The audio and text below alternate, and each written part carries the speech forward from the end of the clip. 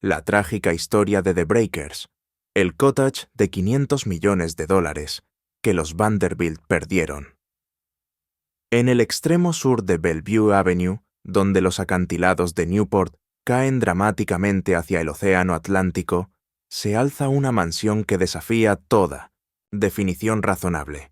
70 habitaciones distribuidas en 5 pisos, 33 dormitorios para familia e invitados, 30 baños con grifería de oro, una gran sala central que se eleva 3 pisos hasta un techo pintado con nubes y querubines, chimeneas importadas de palacios europeos, candelabros que pesan toneladas, mármol de Argelia, alabastro de Italia, mosaicos de artesanos que tardaron meses en completar un solo piso. Los Vanderbilt llamaban a esto un cottage, una casita de verano. The Breakers no es una casita, es un palacio renacentista italiano transportado piedra por piedra al suelo estadounidense.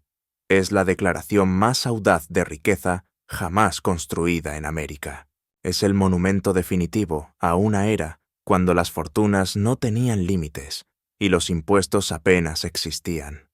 Pero The Breakers también es una tragedia. Es la historia de una familia que dominó América durante medio siglo y que vio su fortuna evaporarse en 3 generaciones.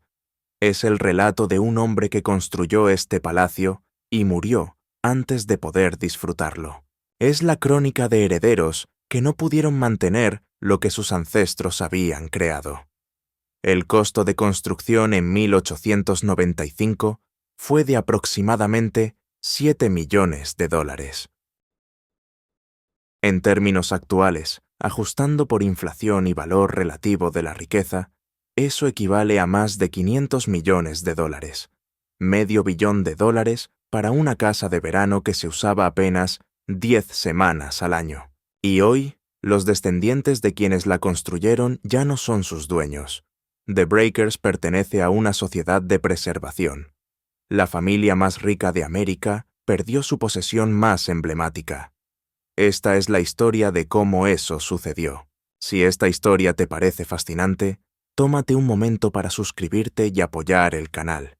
Tu apoyo significa mucho, y te invito a compartir tu opinión en los comentarios. ¿Sabías que los Vanderbilt llamaban cottage a una mansión de 70 habitaciones y que en solo 3 generaciones pasaron de ser la familia más rica del mundo a tener que vender sus propiedades? Déjame tu respuesta abajo. Capítulo 1. El Comodoro y el nacimiento de una fortuna. Toda historia de los Vanderbilt debe comenzar con Cornelius, el patriarca que creó todo desde la nada. Nacido el 27 de mayo de 1794 en Staten Island, Nueva York, Cornelius Vanderbilt llegó al mundo sin ninguna de las ventajas que sus descendientes darían por sentadas. Su padre era un granjero y barquero de origen holandés que apenas ganaba lo suficiente para alimentar a su familia.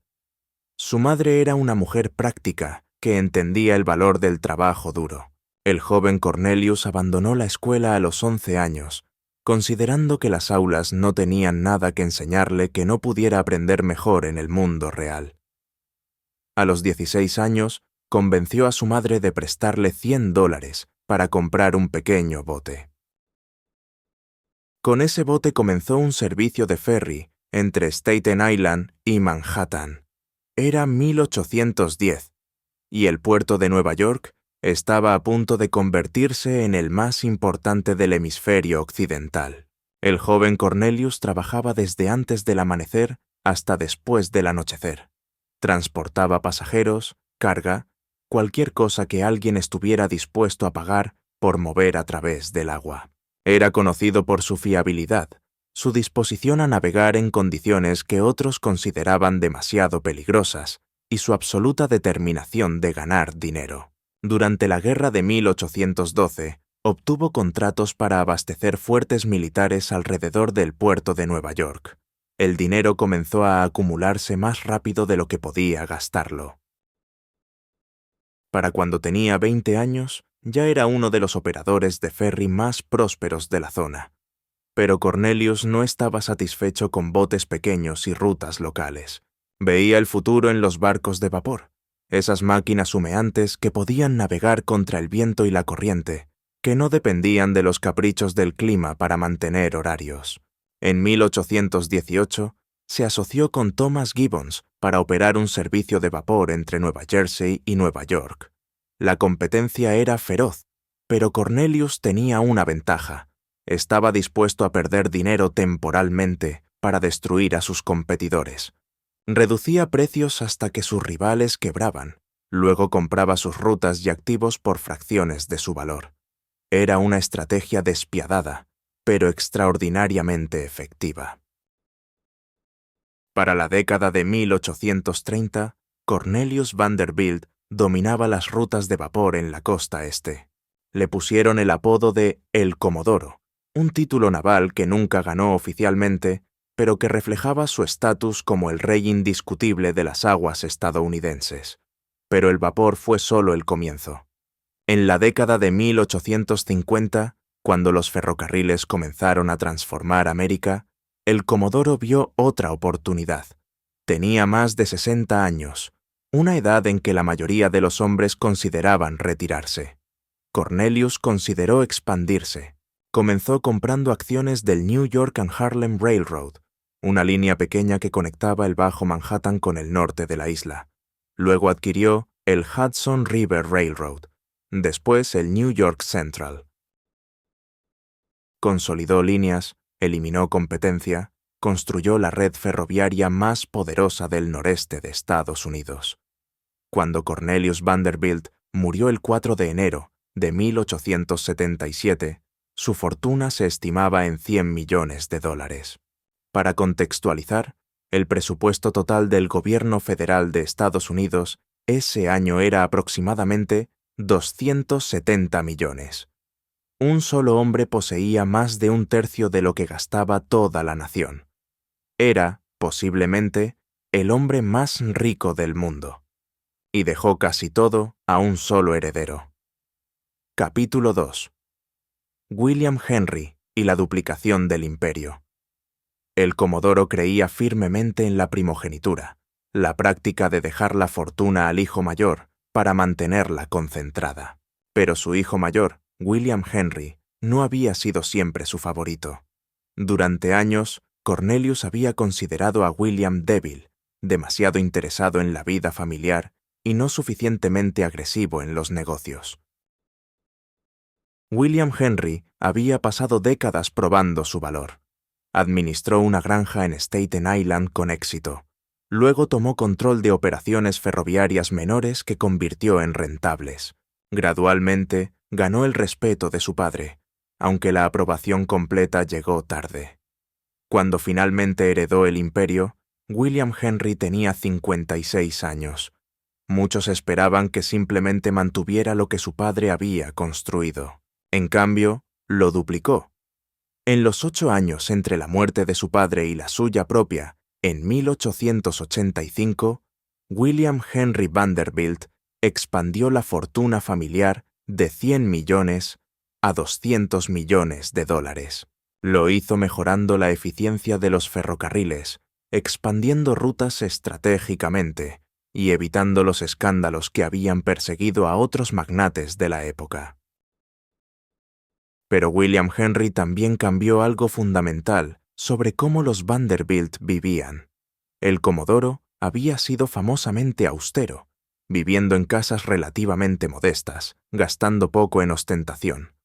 William Henry construyó mansiones. La más famosa fue su residencia en la Quinta Avenida de Nueva York, un complejo de casas conectadas que ocupaba una manzana entera. Costó millones y tardó años en completarse. Estaba llena de arte europeo, muebles antiguos y todos los lujos que el dinero podía comprar. Este cambio de austeridad a ostentación definiría a la siguiente generación de Vanderbilt. Los hijos de William Henry competirían entre sí para construir mansiones cada vez más elaboradas, cada vez más costosas, cada vez más alejadas de cualquier propósito práctico. William Henry Vanderbilt Tuvo 8 hijos que sobrevivieron hasta la edad adulta. Dividió su fortuna entre ellos, aunque no en partes iguales. Los hijos mayores, Cornelius II y William Kissam, recibieron la mayor parte. Las hijas recibieron menos. Los hijos menores recibieron cantidades sustanciales, pero no comparables. Esta división marcó el comienzo del fin de la fortuna Vanderbilt como fuerza concentrada. Donde el comodoro había mantenido todo junto, donde William Henry había expandido un imperio unificado, la siguiente generación fragmentaría los recursos en múltiples direcciones. Cornelius Vanderbilt II, el mayor de los hijos, heredó aproximadamente $67 millones y el rol de cabeza de familia. Era un hombre serio, religioso, dedicado a causas filantrópicas y a la Iglesia episcopal. No tenía el instinto asesino de su abuelo, ni la astucia de su padre, pero tenía algo que ellos no habían tenido: una esposa con ambiciones sociales monumentales. Alice Claypool Gwynne era hija de un abogado de Cincinnati. Era inteligente, determinada y absolutamente convencida de que los Vanderbilt merecían el lugar más alto de la sociedad estadounidense. Bajo su influencia, Cornelius II construiría The Breakers. Capítulo 3. Newport y la guerra de los cottages. Para entender The Breakers, primero hay que entender Newport. Esta pequeña ciudad en la costa de Rhode Island se había convertido, para finales del siglo XIX, en el centro de veraneo más exclusivo de la élite estadounidense. Newport tenía historia. Había sido un puerto importante durante la era colonial. Artistas e intelectuales habían veraneado allí durante décadas. Pero lo que transformó Newport en sinónimo de riqueza extrema fue la llegada de las familias de la Edad Dorada. Los Astor habían llegado primero, estableciendo el estándar de elegancia y exclusividad. Luego vinieron los Belmont, los Gillette, los Fish. Cada familia construía una cottage, usando deliberadamente un término modesto para describir mansiones que habrían sido palacios en cualquier monarquía europea. La ironía del término cottage era intencional. Estas familias querían proyectar una imagen de elegancia casual, de riqueza tan establecida que no necesitaba presumir. Llamar a una mansión de 70 habitaciones una casita era una forma de demostrar que tal opulencia era, para ellos, lo ordinario. Para los Vanderbilt, Newport presentaba un desafío. A pesar de su enorme riqueza, la familia era considerada nouveau rich, nuevos ricos sin el linaje aristocrático que familias como los Astor reclamaban. La alta sociedad de Nueva York, liderada por Caroline Schermerhorn Astor, había excluido sistemáticamente a los Vanderbilt de los círculos más selectos. La solución de los Vanderbilt fue típica de la familia. Si no podían ser aceptados, comprarían su camino hacia la aceptación. Construirían casas tan magníficas que nadie podría ignorarlos. Organizarían fiestas tan elaboradas que negarse a asistir sería impensable. Gastarían su camino hacia la cumbre de la sociedad. William Kissam Vanderbilt, hermano de Cornelius II, lideró esta ofensiva social. Su esposa Alba era aún más determinada que él en conquistar la alta sociedad. En 1883, organizó un baile de disfraces en su nueva mansión de la Quinta Avenida, que obligó a Caroline Astor a reconocer finalmente a los Vanderbilt. Fue una victoria social que costó millones, pero que cambió el estatus de la familia para siempre. En Newport, la competencia entre los hermanos Vanderbilt y otras familias adineradas alcanzó proporciones absurdas. Cada familia intentaba superar a las demás con cottages más grandes, fiestas más elaboradas, joyas más impresionantes. Era una carrera armamentística de ostentación donde el único límite era la imaginación y el saldo bancario. Cornelius II y Alice habían adquirido una propiedad en Newport en 1885. La casa existente, llamada The Breakers, por las olas que rompían en las rocas debajo, era sustancial, pero no extraordinaria. Alice quería algo más. En 1892, un incendio destruyó la casa original. Fue una tragedia, pero también una oportunidad. Cornelius y Alice podían ahora construir exactamente lo que querían, sin las limitaciones de una estructura existente.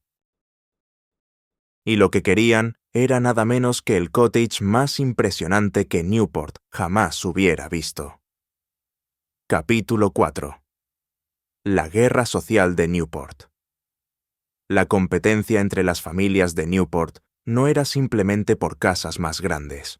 Era una guerra total por estatus social, donde cada detalle, desde el corte de un vestido hasta la lista de invitados de una cena, era una maniobra en una batalla continua. Caroline Schermerhorn. Astor había reinado sobre la sociedad de Nueva York durante décadas. Su famosa lista de las 400, las 400 personas que cabían en su salón de baile, definía quién importaba y quién no. Durante años, los Vanderbilt habían sido excluidos de esta lista. El dinero del comodoro era demasiado nuevo, su origen demasiado vulgar para la señora Astor. La guerra para penetrar este círculo cerrado fue liderada por Alva Vanderbilt, cuñada de Cornelius II y esposa de William Kissam. Alva era una mujer formidable, inteligente, despiadada, absolutamente determinada a conquistar la sociedad que la había rechazado. Su arma fue el baile de disfraces de 1883. Alva planeó un evento tan espectacular que ningún neoyorquino de importancia podría permitirse no asistir. Gastó cientos de miles de dólares en decoraciones, comida, entretenimiento. El disfraz que ella misma vestiría fue diseñado en París y costó más que casas enteras. El golpe maestro de Alva fue manipular a la hija de Caroline Astor. La joven Carrie había estado practicando un baile especial con sus amigas para presentarlo en la fiesta de los Vanderbilt. Pero como su madre nunca había visitado socialmente a los Vanderbilt, las reglas del protocolo prohibían que Carrie recibiera invitación. La presión sobre Caroline Astor fue inmensa. Su propia hija le suplicaba que hiciera lo necesario para asistir a la fiesta del año. Finalmente, Caroline cedió. Envió su tarjeta de visita a Alva Vanderbilt, el gesto formal que reconocía a los Vanderbilt como socialmente aceptables. Fue una victoria total. Desde ese momento, los Vanderbilt eran parte del círculo interior de la alta sociedad. La fortuna había comprado lo que el linaje no había podido proporcionar. En Newport, esta guerra continuaba cada verano. Las familias competían por organizar las fiestas más memorables. Los menús eran obras de arte culinario, con docenas de platos preparados por chefs importados de Francia. Las decoraciones florales costaban miles de dólares y duraban una sola noche. Los favores de fiesta, los pequeños regalos que los anfitriones daban a sus invitados, podían incluir joyas genuinas de Tiffany. Alva organizó una cena donde los invitados cenaban a caballo, literalmente montados en sus caballos que habían sido llevados al comedor. Mamie Fish servía cenas a las 9:30 de la noche, escandalosamente tarde por los estándares de la época. Tessie Ulrichs organizó un baile donde todos los sirvientes estaban disfrazados de pastores y pastoras. Alice Vanderbilt, la esposa de Cornelius II, competía con métodos diferentes. No buscaba la excentricidad sino la perfección. Sus fiestas eran modelos de elegancia refinada. Cada detalle era impecable. Cada invitado era cuidadosamente seleccionado. La lista de quién asistía a sus eventos definía el estatus social en Newport. The Breakers iba a ser el arma definitiva de Alice en esta guerra. Una casa tan magnífica que ninguna otra cottage podría competir. Un escenario tan perfecto que cualquier fiesta celebrada allí sería automáticamente el evento de la temporada. El proyecto comenzó como respuesta directa a lo que otros Vanderbilt estaban construyendo. William Kissam y Alva habían completado Marble House en 1892, una mansión inspirada en el Petit Trianon de Versalles. Era espléndida, toda de mármol blanco, con interiores dorados que rivalizaban con palacios europeos. Alice y Cornelius II no podían permitir que la rama menor de la familia los superara. The Breakers tendría que ser más grande, más impresionante, más costosa que Marble House. Sería la declaración definitiva de quién era el Vanderbilt dominante. Capítulo 5. Richard Morris Hunt y el diseño del palacio. Para diseñar su nuevo cottage, Cornelius II contrató al mismo arquitecto que había transformado la imagen de los Vanderbilt, Richard Morris Hunt. Hunt era, sin discusión, el arquitecto más importante de la Edad Dorada estadounidense. Había sido el primer estadounidense en estudiar en la prestigiosa École des Beaux-Arts de París. Había diseñado la base del pedestal de la Estatua de la Libertad. Había construido mansiones para los Vanderbilt en Nueva York y Newport. Entendía cómo convertir dinero en prestigio arquitectónico. Para The Breakers, Hunt propuso un diseño inspirado en los palacios del Renacimiento italiano, específicamente en las villas de Génova del siglo XVI. El estilo era apropiado por varias razones. Italia representaba la cuna de la civilización occidental, asociando a los Vanderbilt con una tradición cultural milenaria. Las proporciones monumentales del Renacimiento italiano eran perfectas para impresionar visitantes, y el estilo permitía incorporar los materiales más lujosos disponibles. El diseño final era masivo. La huella del edificio cubría más de un acre. La fachada principal se extendía 250 pies de ancho. La altura alcanzaba casi 70 pies en el punto más alto. Era, simplemente, la casa más grande de Newport. Pero Hunt no estaba diseñando solo para impresionar. También estaba diseñando para la seguridad. El incendio que había destruido la casa anterior pesaba en la mente de todos. La nueva estructura sería tan resistente al fuego como la tecnología de la época permitiera. Los muros se construirían de piedra caliza de Indiana, no de madera. La estructura interna usaría acero, el mismo material que estaba revolucionando la construcción de rascacielos en Chicago y Nueva York. Los sistemas de calefacción serían centrales, eliminando las chimeneas abiertas que habían causado tantos incendios. Incluso la cocina se ubicaría en un edificio separado, conectado a la casa principal por un túnel subterráneo. Estas precauciones añadían enormemente al costo, pero Cornelius II no escatimó. Después de perder su primera casa en un incendio, estaba determinado a que la segunda fuera indestructible. La construcción comenzó en 1893. Hunt reunió un equipo de los mejores artesanos disponibles en América y Europa. Canteros de Italia tallaron la piedra caliza. Artesanos franceses crearon los trabajos en hierro forjado. Especialistas en mosaicos trabajaron durante meses en un solo piso. Pintores ejecutaron murales en techos que alcanzaban alturas de 50 pies. El proyecto empleó a cientos de trabajadores durante 2 años. Equipos trabajaban en múltiples turnos para cumplir el cronograma agresivo de Hunt.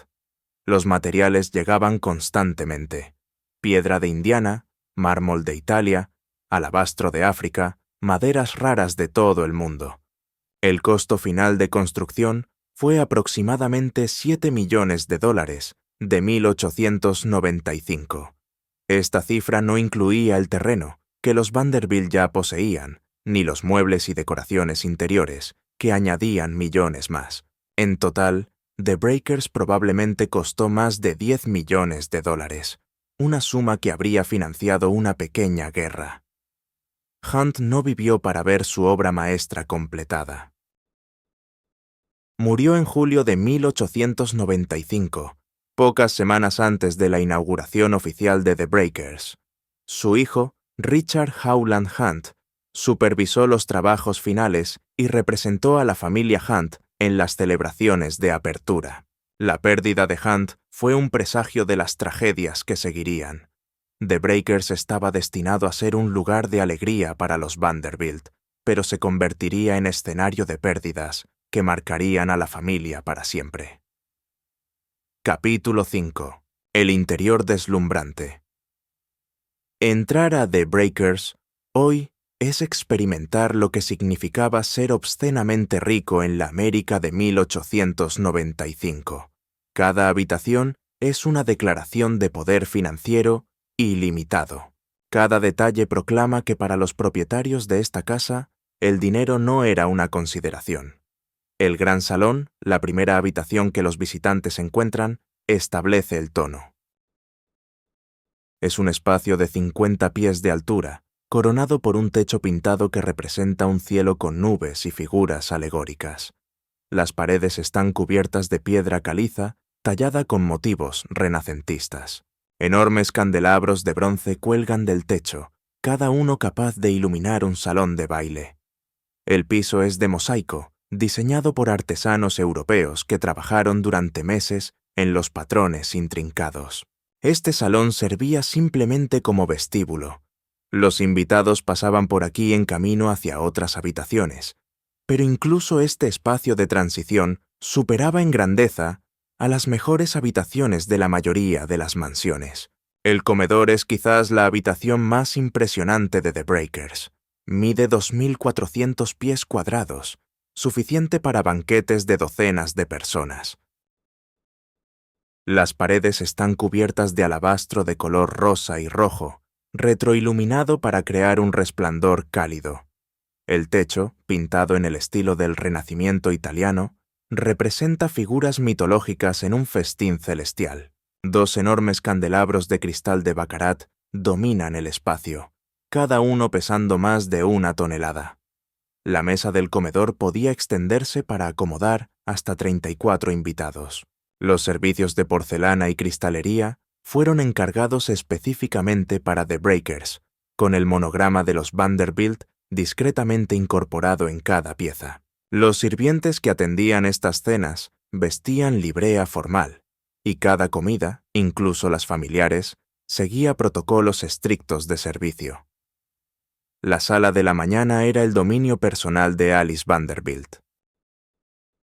Decorada en tonos de plata y gris, con paneles de cuero repujado plateado cubriendo las paredes, era donde Alice recibía a sus visitantes más íntimos y manejaba la correspondencia social que ocupaba horas de cada día. Los muebles, en estilo Luis XVI, fueron creados específicamente para este espacio por artesanos franceses. La biblioteca era el refugio de Cornelius II. Paredes de nogal circasiano enmarcaban una colección de libros cuidadosamente seleccionada. Una chimenea de mármol verde proporcionaba calor en las noches frescas de Newport. El techo de caoba tallada creaba una atmósfera de seriedad intelectual. Aquí, Cornelius escapaba de las demandas sociales que su esposa orquestaba, encontrando paz entre libros y documentos de negocios. Los dormitorios principales ocupaban el segundo piso. La suite de Alice era una confección en tonos de rosa y crema, con muebles franceses del siglo XVIII y telas que costaban más por yarda que lo que muchos estadounidenses ganaban en un mes. La suite de Cornelius era más sobria, decorada en rojos y dorados oscuros, reflejando su personalidad más reservada. Los dormitorios de huéspedes eran apenas menos lujosos. Cada uno estaba decorado en un estilo diferente. Luis XV, Imperio, Jacobino. Cada uno tenía su propio baño completo, una rareza incluso en las casas más elegantes de la época. Los huéspedes de The Breakers podían elegir la habitación que mejor se adaptara a sus gustos, como si estuvieran seleccionando suites en el hotel más exclusivo del mundo. Los baños merecen mención especial. En una era cuando la plomería interior era todavía una novedad, The Breakers tenía 30 baños completamente equipados. Las bañeras eran de mármol tallado. Los grifos eran de bronce dorado. Había agua caliente y fría a demanda, producida por calderas en el sótano que funcionaban constantemente durante la temporada de verano. La cocina, ubicada en un edificio separado para reducir el riesgo de incendio, era una operación industrial. Múltiples hornos, estufas y superficies de preparación permitían servir banquetes para cientos de personas. Un ejército de chefs, sous chefs y ayudantes de cocina trabajaba bajo la dirección de un chef ejecutivo importado de Europa. La comida viajaba a la casa principal a través de un túnel subterráneo, llegando caliente a pesar de la distancia. El sótano contenía las maravillas técnicas que hacían posible todo lo demás. Generadores producían electricidad para iluminar la casa. Calderas generaban vapor para calefacción y agua caliente. Sistemas de ventilación movían aire fresco a través de los espacios. Para 1895, The Breakers tenía tecnología que no llegaría a casas ordinarias por décadas. Pero quizás las características más memorables son las que no se encuentran dentro de la casa, sino fuera de ella. Capítulo 6. Los terrenos y las vistas. The Breakers fue diseñada no solo para impresionar a quienes entraban, sino para dominar el paisaje que la rodeaba. Su posición en los acantilados de Newport proporcionaba vistas dramáticas del Océano Atlántico, vistas que los Vanderbilt enmarcaron cuidadosamente con jardines y terrazas diseñados para maximizar el impacto visual. La terraza trasera es una de las características más fotografiadas de la propiedad. Se extiende desde la fachada posterior de la casa hacia los acantilados, ofreciendo panoramas ininterrumpidos del océano. Balaustradas de piedra tallada enmarcan la vista. Urnas decorativas proporcionan puntos focales que guían el ojo hacia el horizonte. En días claros, se puede ver a millas de distancia, con el agua azul del Atlántico extendiéndose hasta fundirse con el cielo. Los jardines formales fueron diseñados por Ernest Bowditch, un paisajista de Boston que entendía cómo crear espacios exteriores que complementaran la arquitectura monumental. Senderos de grava serpentean entre parterres geométricos plantados con flores estacionales. Fuentes proporcionan el sonido del agua corriente. Esculturas clásicas ofrecen puntos de interés mientras los visitantes pasean. El césped que desciende hacia los acantilados estaba meticulosamente mantenido por un ejército de jardineros. Cada brizna de hierba era cortada a la altura exacta. Las malas hierbas eran eliminadas antes de que pudieran establecerse. El efecto era de una alfombra verde perfecta extendiéndose hacia el mar. Un pabellón de té ofrecía un lugar para refrigerios durante las tardes de verano. Construido en el mismo estilo renacentista italiano que la casa principal, proporcionaba sombra y comodidad mientras los huéspedes contemplaban el océano. Los sirvientes traían té, limonada, pequeños sándwiches, todo servido en porcelana fina incluso en este entorno informal. La cochera, ubicada lejos de la casa principal para evitar olores y ruidos, albergaba los carruajes y caballos que transportaban a la familia. Más tarde sería adaptada para automóviles, aunque los Vanderbilt fueron relativamente lentos en adoptar esta nueva tecnología comparados con otras familias adineradas. Los terrenos también incluían dependencias para el personal que mantenía todo funcionando. Docenas de personas trabajaban en The Breakers durante la temporada de verano. Jardineros, sirvientes domésticos, cocineros, cocheros, personal de mantenimiento. Muchos vivían en la propiedad, en alojamientos que, aunque modestos comparados con la casa principal, eran cómodos por los estándares de la época. El acceso a The Breakers era por Bellevue Avenue, la calle donde las familias más ricas de América habían construido sus cottages. Pasar por esta avenida era como recorrer un catálogo de la arquitectura de la Edad Dorada. Mansiones en cada estilo imaginable, desde castillos góticos hasta villas mediterráneas, cada una tratando de superar a sus vecinas en grandeza y originalidad. The Breakers se distinguía de sus vecinas no solo por su tamaño, sino por su coherencia. Donde otras mansiones mezclaban estilos indiscriminadamente, Hunt había creado algo que se sentía unificado, como si realmente hubiera sido transportado desde la costa italiana. Esta integridad arquitectónica era parte de lo que hacía a The Breakers especial. Capítulo 7. La vida en The Breakers. La temporada de Newport duraba apenas 10 semanas, desde mediados de julio hasta mediados de septiembre. Durante este breve periodo, las familias más ricas de América abandonaban sus mansiones de Nueva York y se trasladaban a sus cottages junto al mar. Para los Vanderbilt, la mudanza a The Breakers era una operación logística mayor. Docenas de baúles contenían ropa para cada ocasión imaginable: vestidos de mañana, trajes de tarde, vestidos de noche, ropa de tenis, ropa de playa, disfraces para bailes temáticos.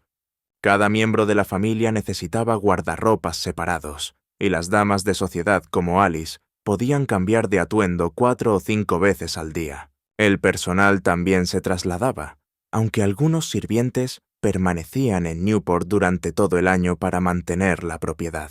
El mayordomo jefe coordinaba un equipo de decenas de personas: doncellas personales para las señoras, ayudas de cámara para los caballeros, sirvientes de sala, sirvientes de comedor, cocineros, lavanderas, jardineros. Cada uno tenía deberes específicos y una jerarquía estricta determinaba quién reportaba a quién. El día en The Breakers seguía un ritual preciso. El desayuno se servía en el comedor pequeño, un espacio que con solo 22 pies de largo era considerado íntimo por los estándares de la casa. Los huéspedes podían desayunar a la hora que prefirieran, con sirvientes disponibles para servir desde las 7 de la mañana. Las mañanas se dedicaban a actividades recreativas: tenis en las canchas de césped, natación en Bailey's Beach, la playa exclusiva donde solo miembros de la alta sociedad podían bañarse, paseos en carruaje por Ocean Drive.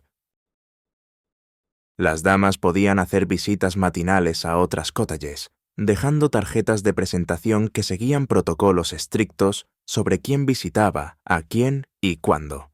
El almuerzo era un asunto ligero, servido frecuentemente en la terraza, si el clima lo permitía. Después del almuerzo, las damas se retiraban para descansar antes de las demandas de la noche. Los caballeros podían jugar golf, navegar o reunirse en clubes exclusivos para discutir negocios y política. La tarde traía el ritual más importante: el paseo por Bellevue Avenue. Familias enteras se vestían elaboradamente y paseaban en carruajes abiertos, viendo y siendo vistos.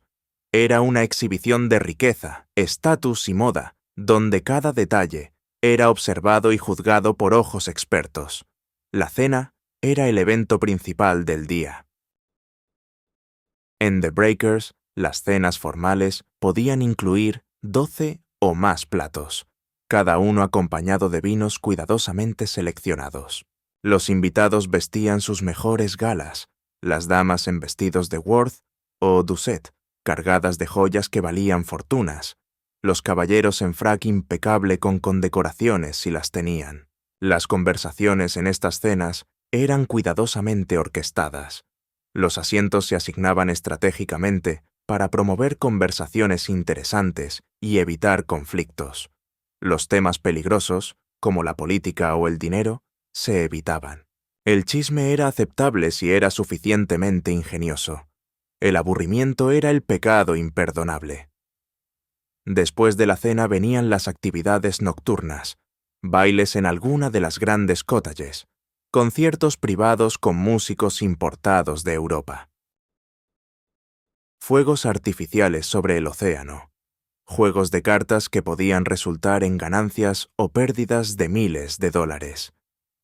La noche no terminaba hasta bien pasada la medianoche, y todo se repetía al día siguiente. Alice Vanderbilt era una anfitriona formidable. Sus fiestas en The Breakers eran eventos que nadie rechazaba sin una excusa impecable. Planificaba cada detalle: los menús, las flores, la música, los asientos. Su ojo para el protocolo era infalible, y aquellos que cometían errores sociales en su presencia raramente recibían segundas invitaciones. Pero detrás de esta fachada de perfección social había tensiones que eventualmente desgarrarían a la familia. Capítulo 8. El ejército invisible. Detrás del brillo de The Breakers existía un mundo que los invitados nunca veían, el mundo de los sirvientes que hacían posible la vida de lujo de los Vanderbilt. El personal de The Breakers durante la temporada de verano incluía más de 40 personas trabajando en la casa y docenas más en los terrenos. Cada uno tenía un rol específico en una jerarquía tan rígida como cualquier corporación moderna. En la cima estaba el mayordomo jefe, responsable de toda la operación doméstica masculina.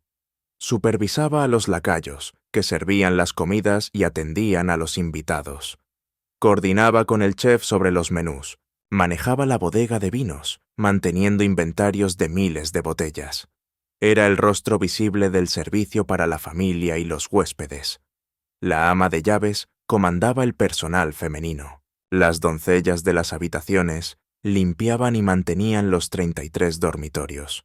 Las doncellas de la ropa lavaban, planchaban y reparaban los guardarropas familiares. Las sirvientas de cocina asistían al chef. La ama de llaves aseguraba que cada superficie brillara, que cada sábana estuviera perfectamente planchada, que cada detalle cumpliera los estándares de Alice Vanderbilt. Las damas personales de Alice tenían roles particularmente demandantes. Ayudaban a vestirla y desvestirla múltiples veces al día. Cuidaban su extenso guardarropa, que incluía cientos de vestidos, sombreros, guantes y accesorios. Preparaban su baño. Arreglaban su cabello en los estilos elaborados de la época. Viajaban con ella entre Newport, Nueva York y Europa. El chef de The Breakers era un profesional importado de Francia, pagado un salario que habría sido envidiable para médicos o abogados. Dirigía una cocina que era esencialmente una operación de restaurante de alta gama, capaz de producir cenas de 12 platos para docenas de invitados. Su equipo incluía sus chefs, pasteleros, carniceros y ayudantes de cocina. Los jardineros mantenían los terrenos en perfección constante. Cada césped era cortado múltiples veces por semana. Los parterres de flores se replantaban estacionalmente. Los setos se podaban con precisión geométrica. Durante las fiestas, el jardín debía parecer que nunca había sido tocado por manos humanas, una naturaleza perfecta que en realidad requería trabajo constante. Los cocheros cuidaban los caballos y carruajes que transportaban a la familia. Debían estar disponibles a cualquier hora, con caballos preparados y carruajes impecables. Cuando los automóviles comenzaron a aparecer, los cocheros tuvieron que adaptarse a la nueva tecnología o ser reemplazados por choferes. El personal de mantenimiento aseguraba que los sistemas técnicos de The Breakers funcionaran sin interrupciones. Electricistas monitoreaban los generadores. Plomeros mantenían las miles de pies de tuberías. Carpinteros reparaban las interminables superficies de madera. Pintores tocaban constantemente los acabados que el clima salino deterioraba. Los sirvientes vivían en habitaciones en el tercer piso o en dependencias separadas. Sus alojamientos, aunque modestos comparados con las habitaciones familiares, eran cómodos por los estándares de la clase trabajadora de la época. Recibían uniformes, comidas y salarios regulares. Para muchos, trabajar para los Vanderbilt era un empleo deseable. Pero las demandas eran intensas. Los sirvientes trabajaban desde antes del amanecer hasta después de medianoche durante las fiestas. No había días libres garantizados durante la temporada. La perfección era la expectativa mínima. Los errores podían resultar en despido inmediato. La comunicación entre la familia y el servicio se hacía a través de un sistema de campanas. Cada habitación tenía botones que activaban indicadores en un panel central en las áreas de servicio. Los sirvientes debían responder instantáneamente a cualquier llamada, apareciendo casi mágicamente cuando eran requeridos. Este ejército invisible era lo que hacía posible el lujo visible de The Breakers. Sin ellos, la casa habría sido solo un caparazón vacío. Con ellos, se convertía en un escenario donde los Vanderbilt podían vivir como reyes. Capítulo 9. Las tragedias. Comienzan. Cornelius Vanderbilt II nunca disfrutó plenamente del palacio que había construido. Su salud, siempre delicada, comenzó a deteriorarse justo cuando The Breakers alcanzaba su máxima gloria. En 1896, apenas un año después de la inauguración, Cornelius sufrió un derrame cerebral severo. Tenía solo 52 años. El ataque lo dejó parcialmente paralizado y cognitivamente disminuido. El hombre que había presidido sobre la fortuna Vanderbilt más grande de su generación se encontraba dependiendo de sirvientes para las actividades más básicas. La causa del derrame era disputada. Algunos lo atribuían al estrés de administrar el vasto imperio Vanderbilt. Otros señalaban una disputa familiar que había destrozado a Cornelius emocionalmente. Su hijo mayor, Cornelius III, había cometido lo imperdonable. Se había enamorado y casado con Grace Wilson, una mujer que Alice consideraba socialmente inferior. Grace era hija de un banquero de Georgia, próspero pero sin el pedigrí que los Vanderbilt consideraban esencial. Alice se opuso ferozmente al matrimonio. Cornelius II, aunque más moderado, apoyó a su esposa. La historia de este conflicto revela mucho sobre las prioridades de la familia. Grace Wilson no era una don nadie. Su padre era Richard T. Wilson, un exitoso financiero cuya familia se había integrado en la alta sociedad de Nueva York. Sus hermanas se habían casado con aristócratas británicos. Pero para Alice Vanderbilt, los Wilson eran advenedizos, gente cuyo dinero era aún más nuevo que el de los Vanderbilt. La ironía era extraordinaria. Los Vanderbilt, quienes habían luchado durante décadas por ser aceptados por familias como los Astor, ahora rechazaban a otros por las mismas razones que ellos habían sido rechazados. El ciclo de esnobismo se perpetuaba. Cornelius III estaba genuinamente enamorado de Grace. Ella era inteligente, atractiva, socialmente hábil. Habría sido una adición valiosa para cualquier familia. Pero el joven Cornelius enfrentó un ultimátum: renunciar a Grace o perder su posición como heredero principal. Eligió a Grace. El 3 de agosto de 1896 se casaron en una ceremonia que la familia Vanderbilt boicoteó completamente. Ni Cornelius II ni Alice asistieron. Los hermanos de Neily, como lo llamaban, tampoco fueron. El novio de una de las familias más ricas de América se casó esencialmente solo, abandonado por aquellos que deberían haberlo apoyado. La venganza de Cornelius II fue el testamento. En lugar de los aproximadamente 42 millones que habría recibido como primogénito, Neily fue reducido a un fideicomiso de $500,000. La diferencia, decenas de millones, pasó a su hermano menor, Alfred. Neily intentó impugnar el testamento después de la muerte de su padre. El caso atrajo atención nacional. Un heredero Vanderbilt, demandando por su herencia, era noticia sensacional. Eventualmente, se llegó a un acuerdo donde Neily recibió algunos millones adicionales, pero nada comparable a lo que habría tenido. El matrimonio de Neily y Grace resultó ser duradero y aparentemente feliz. Permanecieron juntos hasta la muerte de él en 1942. Grace sobrevivió hasta 1953, una anciana respetada que había demostrado que el amor podía ser más importante que la aprobación familiar. Pero el daño a la cohesión familiar fue permanente. La disputa sobre el matrimonio de Neily dejó heridas que nunca sanaron completamente. Hermanos que habían sido cercanos se distanciaron. Primos crecieron sin conocerse. The Breakers, que debía ser el centro de unidad familiar, se convirtió en un recordatorio de la división. Cornelius III procedió con la boda de todos modos, en 1896. Su padre, devastado por lo que consideraba una traición, lo desheredó parcialmente. En lugar de los millones que habría recibido como hijo mayor, Cornelius III fue relegado a un legado mínimo. La fortuna principal pasaría a su hermano menor, Alfred. Esta ruptura familiar coincidió con el deterioro de la salud de Cornelius II. Algunos familiares creían que el estrés de la disputa había precipitado el derrame. Otros pensaban que la coincidencia era solo eso. Sea cual fuera la causa, el resultado fue devastador. Cornelius II vivió 3 años más después del derrame, pero era una sombra del hombre que había sido.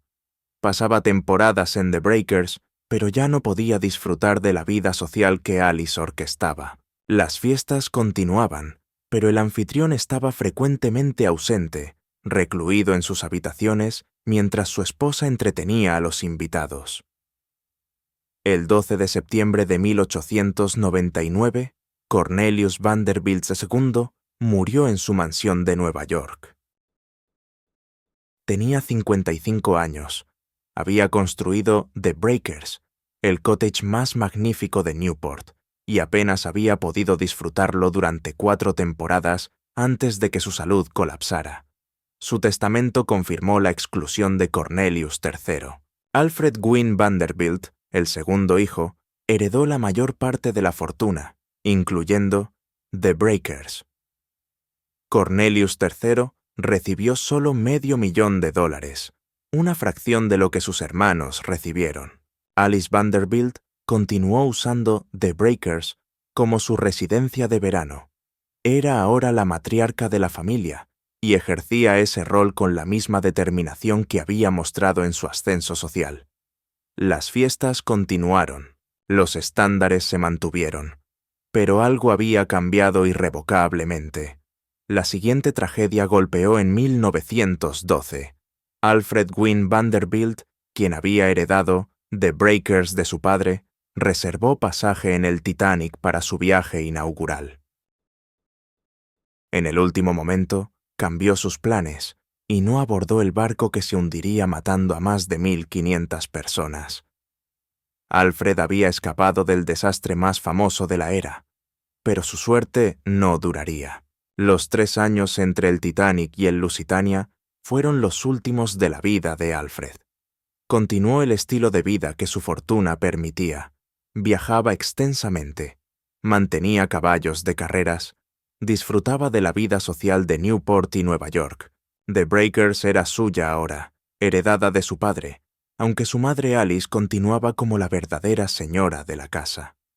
Alfred se había divorciado de su primera esposa, Elsie French, en 1908, un escándalo que sacudió a la alta sociedad. Se casó nuevamente con Margaret Emerson McKim en 1911. Tenían un hijo pequeño cuando Alfred decidió hacer su viaje fatídico. El 1 de mayo de 1915, el Lusitania zarpó de Nueva York hacia Liverpool. Era el transatlántico más rápido y lujoso de la línea Cunard, capaz de cruzar el Atlántico en menos de 5 días. Alfred reservó uno de los mejores camarotes, como correspondía a su posición. La embajada alemana había publicado advertencias en los periódicos de Nueva York, advirtiendo que los barcos que entraran en aguas británicas estaban sujetos a ataque. Gran Bretaña y Alemania estaban en guerra. Los submarinos alemanes patrullaban el Atlántico, hundiendo barcos que consideraban que ayudaban al esfuerzo bélico británico. La mayoría de los pasajeros, incluyendo Alfred, ignoraron las advertencias. El Lusitania era un barco de pasajeros, no militar. Seguramente los alemanes no se atreverían a hundirlo. El 7 de mayo, a las 2:10 de la tarde, un torpedo del submarino U-20 impactó el lado de estribor del Lusitania, cerca de la costa de Irlanda. Una segunda explosión, cuya causa todavía se debate, siguió casi inmediatamente. El barco comenzó a hundirse rápidamente, inclinándose tan severamente que fue casi imposible lanzar los botes salvavidas del lado de puerto. En 18 minutos, el Lusitania había desaparecido bajo las olas. De las 1.959 personas a bordo, 1.198 murieron, incluyendo 128 estadounidenses. Fue una de las mayores catástrofes marítimas de la historia. Alfred Vanderbilt enfrentó su muerte con un valor que se convertiría en leyenda.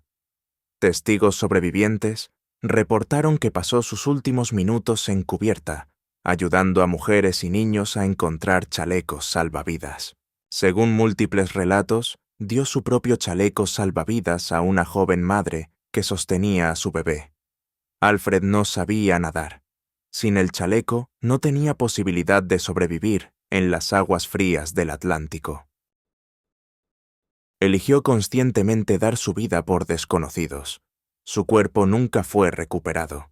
El hombre que había heredado decenas de millones de dólares, que había poseído The Breakers, que había escapado del Titanic por pura suerte, desapareció en el océano a los 37 años. La muerte de Alfred sacudió a América. Era uno de los estadounidenses más prominentes en morir en el Lusitania. Su acto final de heroísmo fue celebrado en periódicos de todo el país. El hombre que había vivido una vida de privilegio extraordinario había muerto ayudando a otros. El 7 de mayo de 1915, Alfred abordó el Lusitania, el lujoso transatlántico de Cunard que hacía la ruta entre Nueva York y Liverpool. Un submarino alemán torpedeó el barco frente a la costa de Irlanda. Se hundió en apenas 18 minutos. Alfred Vanderbilt murió a los 37 años. Testigos reportaron que pasó sus últimos minutos ayudando a mujeres y niños a encontrar chalecos salvavidas, dando el suyo a una joven madre.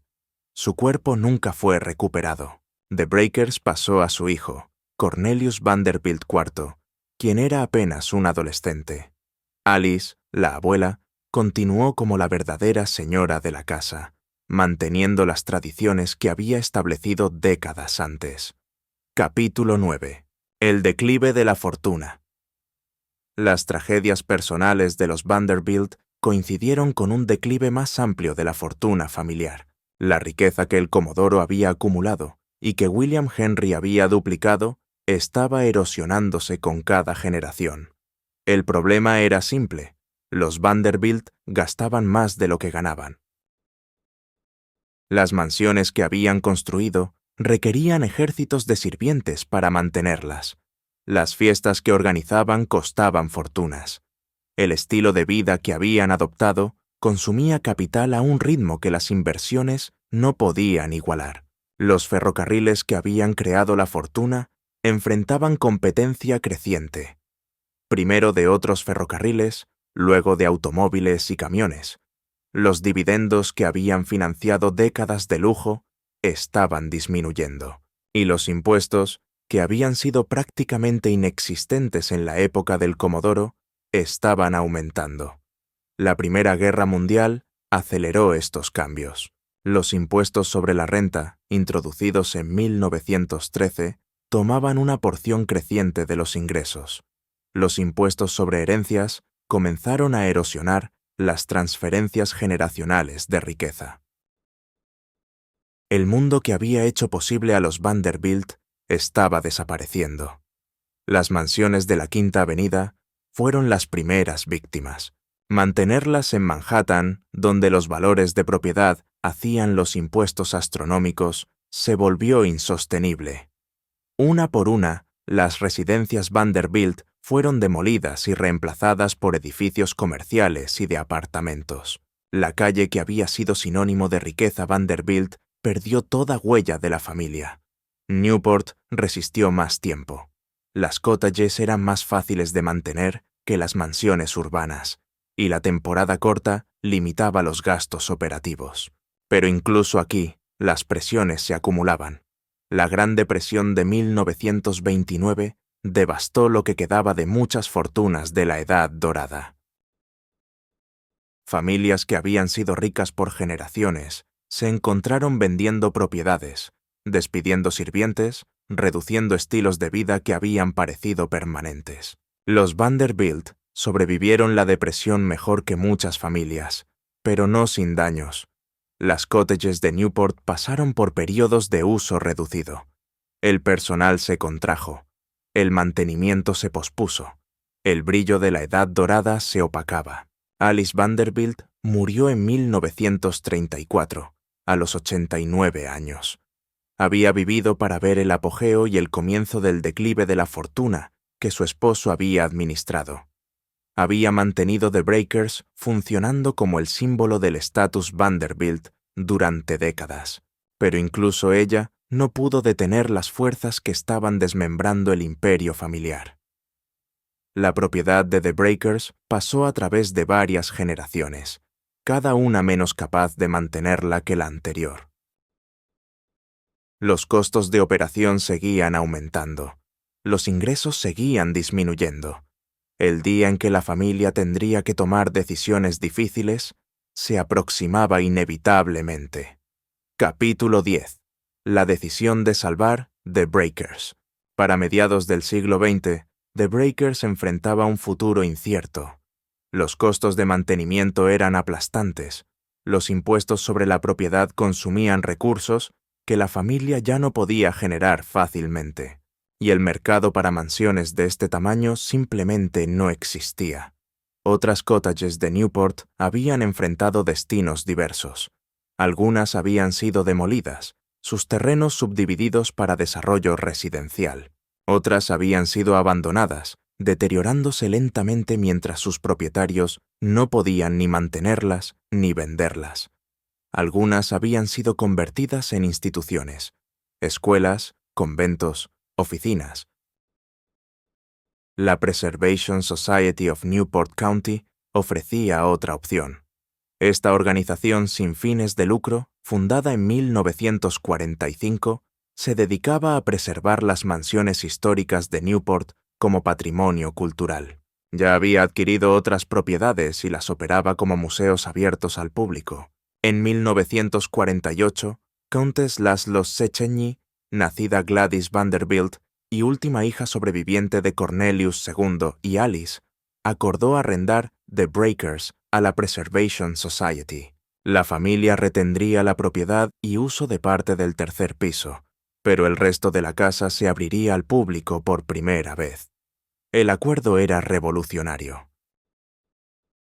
Por primera vez, visitantes ordinarios podían caminar por las habitaciones que solo la élite había conocido.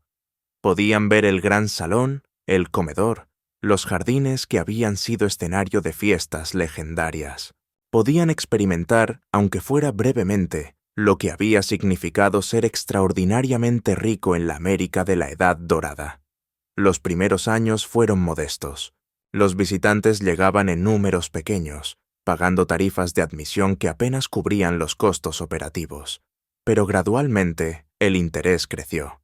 The Breakers se convirtió en una de las atracciones turísticas más populares de Rhode Island. En 1972, la Preservation Society adquirió la propiedad completa de The Breakers por una suma reportada de $365,000. Era una fracción del valor de construcción original, pero representaba el fin de la era Vanderbilt en Newport. La familia que había construido el cottage más magnífico de América ya no era su dueña. La transición no fue sin controversia. Algunos miembros de la familia se opusieron a la venta, sintiendo que era una traición al legado de sus ancestros. Otros argumentaban que la venta era la única manera de preservar la casa para futuras generaciones. El debate reflejaba tensiones más amplias sobre qué significaba el patrimonio familiar y quién tenía derecho a determinarlo. La Preservation Society emprendió un programa de restauración ambicioso. Habitaciones que habían sido modificadas a lo largo de los años fueron devueltas a su apariencia original.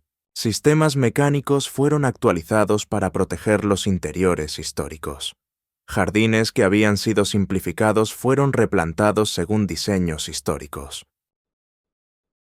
El objetivo era presentar The Breakers como había sido en su apogeo, durante los últimos años del siglo XIX y los primeros del XX. Los visitantes debían poder imaginar a los Vanderbilt y sus invitados caminando por estas habitaciones, cenando en este comedor, contemplando el océano desde esta terraza. Capítulo 11. The Breakers como museo. Hoy, más de 400,000 visitantes recorren The Breakers cada año. Es la atracción histórica más visitada de Rhode Island y una de las casas museo más populares de Estados Unidos. Para muchos estadounidenses, es su única exposición a la escala de riqueza que existió durante la Edad Dorada. Los recorridos están cuidadosamente estructurados para maximizar el impacto mientras protegen los interiores frágiles. Los visitantes siguen rutas designadas a través de las principales habitaciones de la planta baja y el primer piso. Guías proporcionan contexto histórico, explicando quiénes eran los Vanderbilt, cómo vivían y qué significaba esta casa en su tiempo. Las audioguías ofrecen información adicional para quienes prefieren explorar a su propio ritmo. Disponibles en múltiples idiomas, proporcionan detalles sobre la arquitectura, el arte y las historias personales de quienes vivieron aquí. Los visitantes pueden pasar horas absorbiendo los detalles de cada habitación. Eventos especiales atraen visitantes durante todo el año. Las decoraciones navideñas de The Breakers son particularmente populares, con la casa adornada como lo habría estado para las celebraciones de los Vanderbilt. Docenas de árboles de Navidad llenan las habitaciones. Miles de ornamentos brillan bajo la luz de los candelabros. El efecto es mágico, transportando a los visitantes a una época cuando las festividades de los ricos superaban cualquier celebración que la gente común pudiera imaginar. Los conciertos de verano en los jardines ofrecen otra experiencia memorable. Músicos interpretan piezas clásicas mientras el sol se pone sobre el Atlántico. Los visitantes pueden imaginar, por un momento, lo que se sentía ser invitado a una velada en la Newport de la Edad Dorada. Programas educativos sirven a escuelas de toda Nueva Inglaterra. Los estudiantes aprenden sobre arquitectura, historia social y las realidades económicas de la Edad Dorada. Para muchos jóvenes, The Breakers es su primera experiencia con historia tangible, con un pasado que pueden ver y casi tocar. Conferencias académicas exploran temas que van desde técnicas de restauración hasta análisis de clases sociales. La casa sirve como laboratorio vivo para estudiosos de múltiples disciplinas. La preservación de The Breakers es un desafío continuo. El clima costero de Newport, con su salinidad y humedad, ataca las superficies constantemente. Los techos necesitan reparación regular. Las fachadas de piedra requieren limpieza y restauración. Los sistemas de calefacción y enfriamiento deben mantener condiciones estables para proteger los interiores históricos. El arte y los muebles requieren cuidados especializados. Los tapices son protegidos de la luz excesiva. Las pinturas son monitoreadas por signos de deterioro.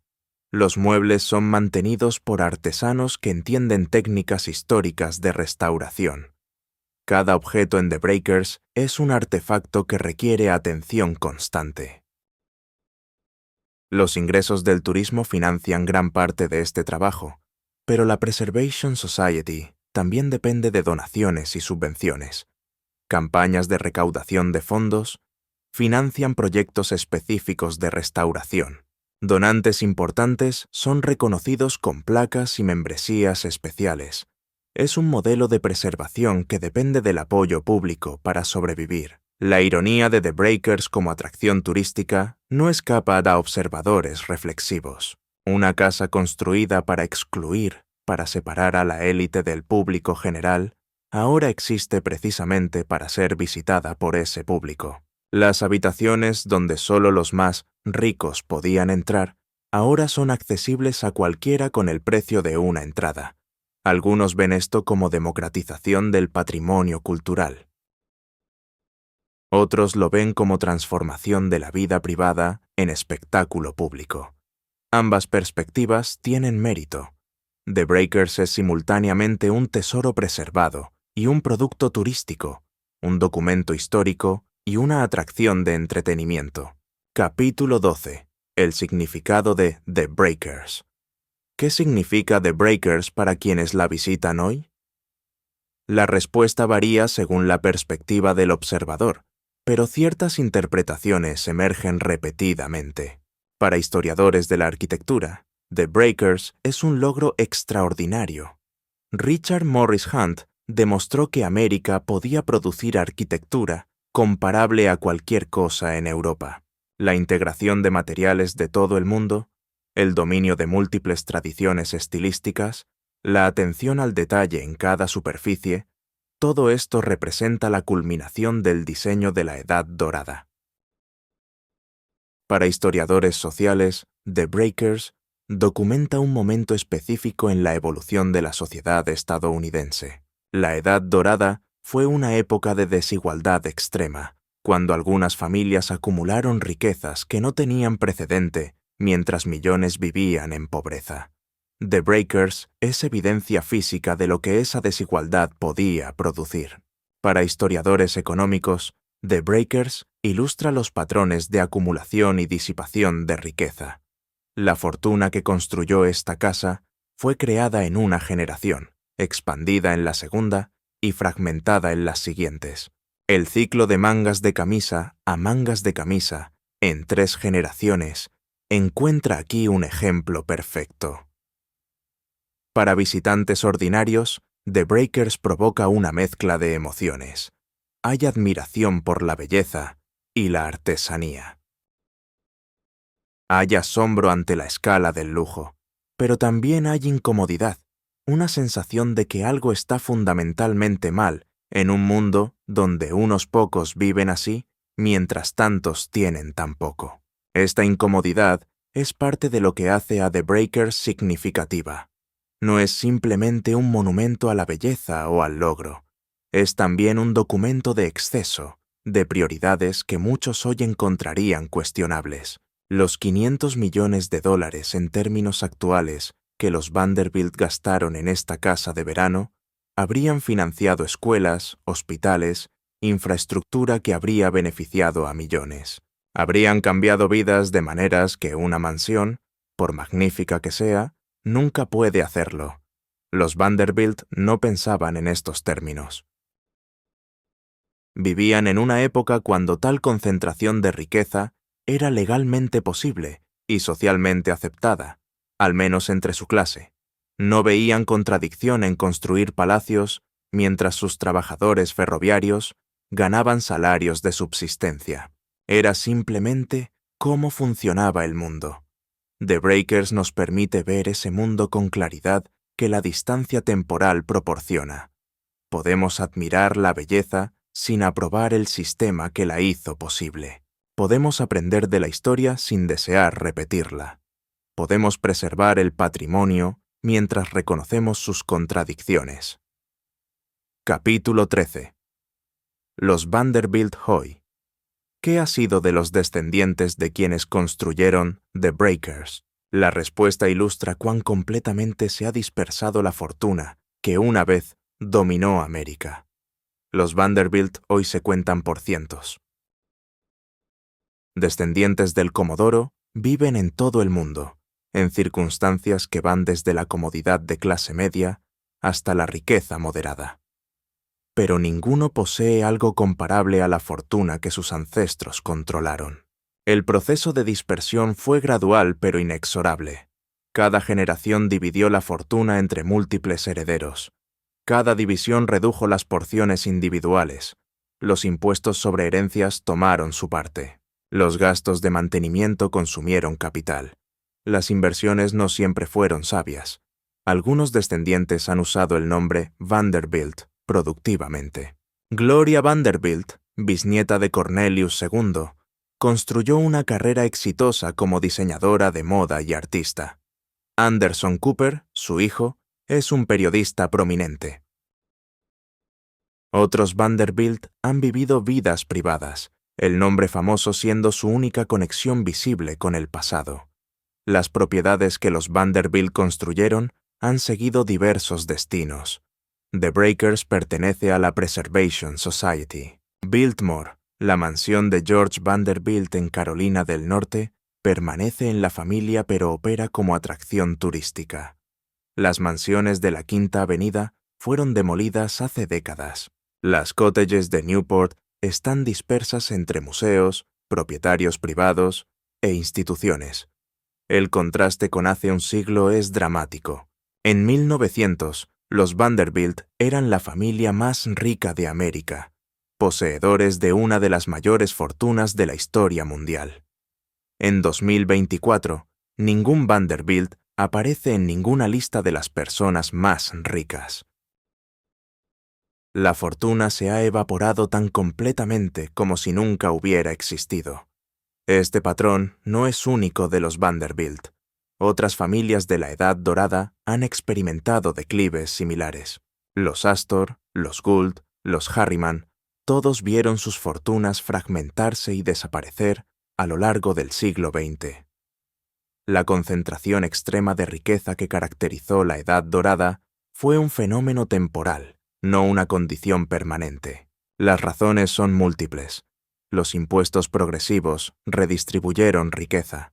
Las regulaciones limitaron las prácticas monopolísticas que habían creado las fortunas originales. Los cambios tecnológicos hicieron obsoletas las industrias que habían generado las ganancias. Y los herederos, criados en lujo, frecuentemente carecían del impulso que había animado a sus ancestros.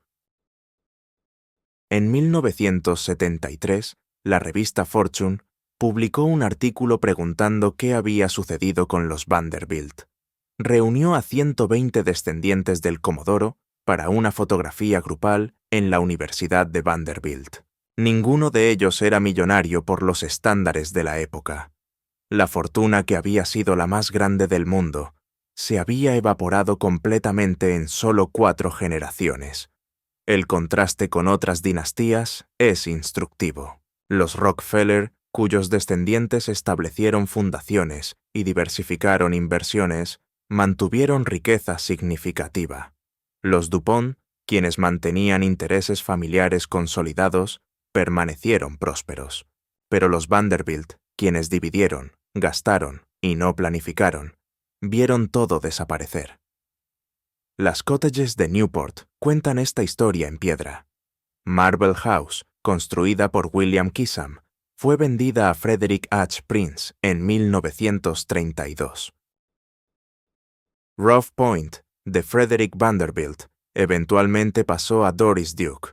Una por una, las propiedades Vanderbilt en Newport cambiaron de manos, hasta que The Breakers fue la última en caer. The Breakers permanece como recordatorio de lo que fue posible cuando la riqueza no tenía límites efectivos. Es un monumento a una era que no volverá, al menos no en la misma forma. Las fuerzas que permitieron a los Vanderbilt construir este palacio ya no existen, y las fuerzas que dispersaron su fortuna siguen operando. Capítulo 14. Las lecciones de un cottage. Los visitantes que recorren The Breakers hoy frecuentemente salen con preguntas que no tenían al entrar. ¿Cómo fue posible esto? ¿Fue correcto? ¿Podría suceder de nuevo? Las respuestas son complicadas, pero vale la pena considerarlas. La posibilidad de The Breakers requirió una confluencia de factores que probablemente no se repetirá. Requirió una economía en rápida expansión que creaba fortunas sin precedentes. Requirió impuestos mínimos que permitían la acumulación de riqueza generación tras generación. Requirió una clase trabajadora dispuesta a servir por salarios bajos. Requirió artesanos capaces de ejecutar visiones arquitectónicas de cualquier complejidad. Requirió también una mentalidad específica. Los Vanderbilt no se preguntaban si debían construir The Breakers. Asumían que personas de su riqueza y posición construían casas así. Era lo que se hacía. La alternativa, vivir modestamente y usar la riqueza para otros propósitos, no era una opción que consideraran seriamente. Esta mentalidad nos parece hoy extraña, quizás incluso repugnante, pero debemos ser cuidadosos al juzgar. Cada época tiene sus puntos ciegos, sus suposiciones incuestionadas sobre cómo las cosas deben ser. Las futuras generaciones probablemente encontrarán aspectos de nuestra propia vida igualmente desconcertantes. Lo que podemos decir con certeza es que la riqueza extrema no garantiza la felicidad ni la permanencia. Cornelius II murió a los 55 años, incapaz de disfrutar plenamente lo que había construido. Alfred murió a los 37, tragado por el Atlántico que su cottage dominaba. La fortuna que financió, The Breakers, se evaporó en pocas generaciones. El cottage sobrevivió precisamente porque la familia que lo construyó ya no pudo mantenerlo. Hay ironías en esta historia que merecen contemplación. Una casa construida para excluir, ahora existe para incluir. Una familia que quiso crear permanencia, creó algo que solo sobrevivió pasando a manos ajenas. Un símbolo de poder familiar se convirtió en propiedad pública. Cada paradoja enseña algo sobre la naturaleza de la ambición humana y sus límites. The Breakers también enseña sobre el valor de la preservación. Sin la decisión de convertirla en museo, esta casa probablemente habría sido demolida o alterada hasta ser irreconocible. La belleza que vemos hoy existe porque alguien decidió que valía la pena salvarla, incluso cuando su propósito original había desaparecido. Esta es quizás la lección más importante. Las cosas bellas merecen preservación incluso cuando las circunstancias que las crearon nos incomodan. Podemos apreciar la artesanía de The Breakers sin aprobar la desigualdad que la financió. Podemos aprender de la historia sin repetirla. Podemos heredar el pasado sin estar atados a él. Los Vanderbilt construyeron The Breakers para impresionar a sus contemporáneos y establecer su posición en la sociedad. En eso tuvieron éxito temporalmente. Pero el legado más duradero de su cottage es algo que nunca anticiparon. Una ventana a través de la cual generaciones futuras pueden ver una era que de otra manera existiría solo en libros. Cada año, más de 400.000 personas miran a través de esa ventana. Ven el gran salón que impresionó a presidentes y príncipes. Ven el comedor donde se servían banquetes que costaban más que salarios anuales de trabajadores. Ven los jardines donde la élite paseaba en tardes de verano. Y ven, inevitablemente, los límites de lo que el dinero puede comprar. El dinero no compró felicidad duradera para los Vanderbilt. No compró salud para Cornelius II ni seguridad para Alfred.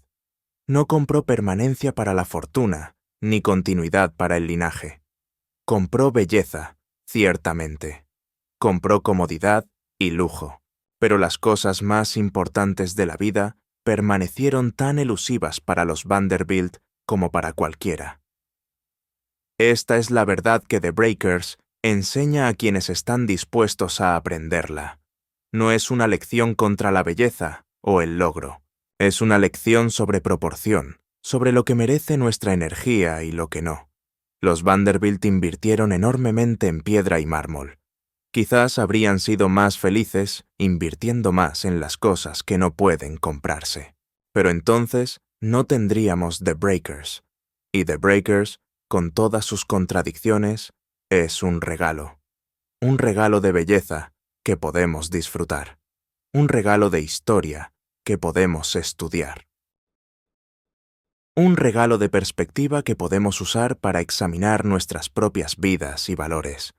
Los Vanderbilt llamaban a esto un cottage, una casita de verano. La ironía de ese término es ahora evidente para todos, pero quizás había verdad en él que no pretendían. Comparado con lo que realmente importa en la vida, incluso 70 habitaciones de mármol y oro son, al final, solo una casita, un refugio temporal en un viaje que todos hacemos, un lugar donde descansar antes de continuar hacia destinos que ninguna fortuna puede comprar. Esta es la trágica y fascinante historia de The Breakers, el cottage de $500 millones que los Vanderbilt perdieron, el monumento a una era de exceso sin precedentes, la ventana a un mundo que desapareció pero que podemos todavía contemplar, si estamos dispuestos a mirar y aprender. Si esta historia te ha conmovido, te invito a suscribirte al canal y activar la campanita para más documentales sobre las mansiones más extraordinarias y las familias que las construyeron. Comparte este video con alguien que aprecie la historia, la arquitectura y las lecciones que el pasado puede enseñarnos. Y dime en los comentarios, ¿qué piensas de los Vanderbilt y su legado? ¿Fueron visionarios que crearon belleza duradera o símbolos de una desigualdad que nunca debió existir? ¿O quizás ambas cosas simultáneamente? Tu perspectiva me interesa profundamente. Gracias por acompañarme en este viaje a través de una de las casas más extraordinarias jamás construidas en América. The Breakers permanece como testimonio de lo que fue posible en un momento único de la historia y como advertencia sobre la naturaleza efímera de incluso las mayores fortunas. Hasta la próxima historia.